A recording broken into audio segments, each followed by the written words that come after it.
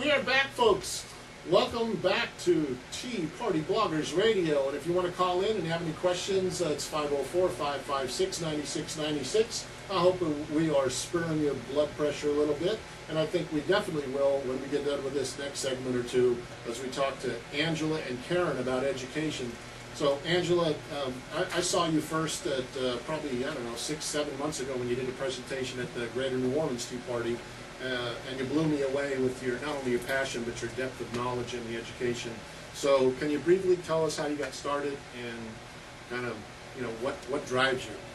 Well, I started out in psychology and I worked in developmental disabilities, and there's a lot of teaching and training of people. And then I went to the public school and taught in class for children that were classified with behavioral disorders. And then I've been teaching in private school and involved in education in various forms for all those years now. And you started what, about 81? 81 in Louisiana, yeah. But before that I was in Mississippi and Carolina. Over 30 years. Oh yeah. Okay. And I was just looking to see what was new in the statutes and education, and started noticing some things, and just really because of the Tea Party movement and getting concerned about the country, I decided that's an area I might know a little bit about, that if I researched, maybe I could find a way to get involved, and that's how it happened. Right. So since I took a little bit longer than I wanted to on that first segment, let's get right into it.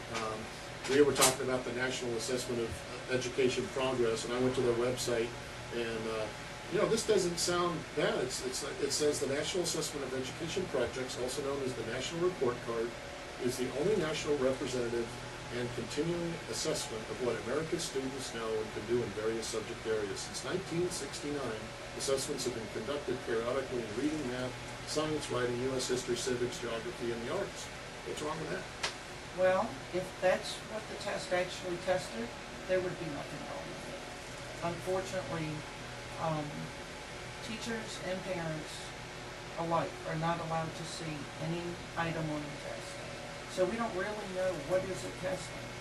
Now, we got a clue because in '96, a parent inadvertently was sent a copy of the test.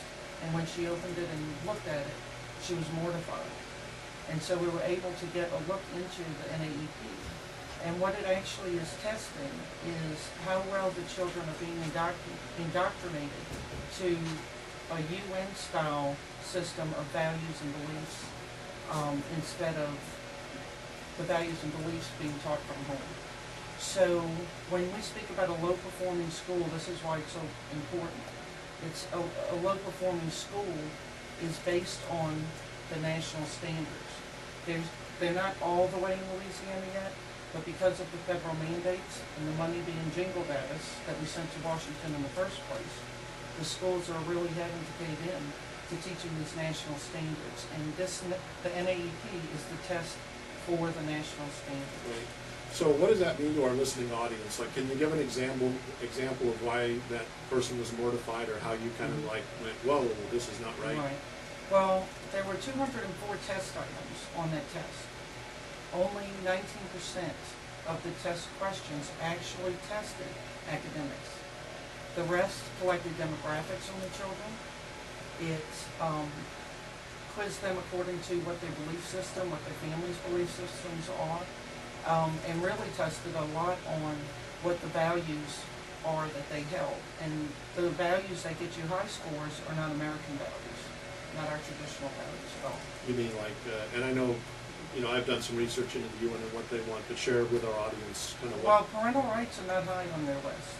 Right, so you're basically the state can come in and overrule the parent. Right, and so they test the children are being tested on just all the things that are in debate right now. God, prayer, America's role in the world's development to this point, our military's position, just every value, everything we can think of that we have believed, and have valued as Americans. The opposite is what they're being tested on. So a child may fail, and I've heard parents say this a lot, my child struggled all year in math or all year in language, and yet they did great on the leap. They must have been faking all year. Well, kids want to succeed. Right. So if their child could succeed in the classroom, they would have. And the problem there is that the test is maybe reflecting more of what their family's opinions and values and beliefs are, which happen to match up with the testing. And then likewise, a student may get all A's and B's, maybe occasional C during the school year, and yet fail the LEAP test. That's showing that family's influence on that child is not where the national curriculum would like it to be at. Right.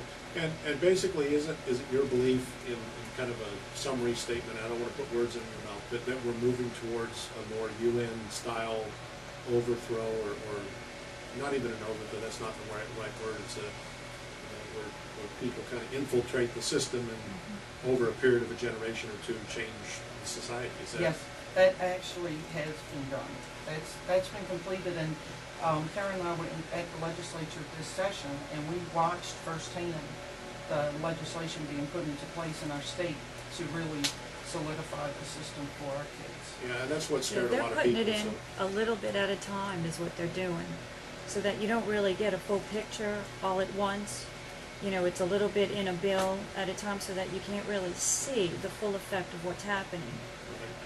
One example would be the House Bill 1368, where they call it the Red Tape Reduction and Local Empowerment Waiver Program. Well, that sounds great. Doesn't it Almost though? like And the that's how healthcare bill. most of them Yeah, do sound, wonderful. right? And so what was in that? Well, this basically authorizes the State Board of Elementary and Secondary Education to exempt a school district from various laws and regulations pertaining to education. Basically, they can decide which laws that they want to follow when it comes to education. Well, that sounds a lot like our national government and the immigration issue right now, where we're deciding whether we want to follow the immigration laws that are on the books. That's exactly it. And that, recently in Jefferson Parish, very soon after Governor Jindal signed that into law, over 200 teachers were laid off. I think in this case they're citing budgetary reasons, Right. but then it was followed right behind in DC where over 200 teachers were fired, and they based that on their performance, which the teacher's performance is based on the child's performance on the national standards. Right. So folks, basically as you're listening, again, if you want to call in with any anecdotal evidence or have any questions or anything like this about kind of the takeover of your children's minds, and that's really what we're talking about, and not in a scientific or a sci-fi way, but more in a very methodical drip, drip, drip, almost like Chinese water torture. It's 504-556-9696, and Karen, I know you're a carrier of bills, so I know you've got a whole like files over Yes. there. So I'm the bill watcher. You're the bill watcher. So give us some other, if you will, just when you say they're slipping things in a little bit at a time. Do you have any other examples? Well, we can go back to 1368 because this was a really big one for them, and basically what they want to do with this bill is to find low-performing schools. And this fits in with what Angela was talking about, is where they're going to start going back to these test results to define their low-performing school. Yep. And so then they'll be able to take over that school. Right.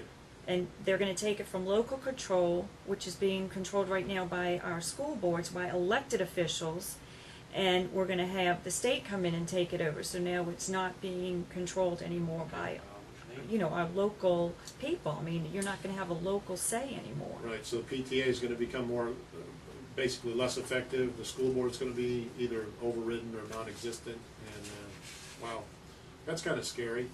So, folks, if you want to chime in on this discussion, debate, if you're a teacher especially, call us up, 556-9696, and we will be back right after these messages.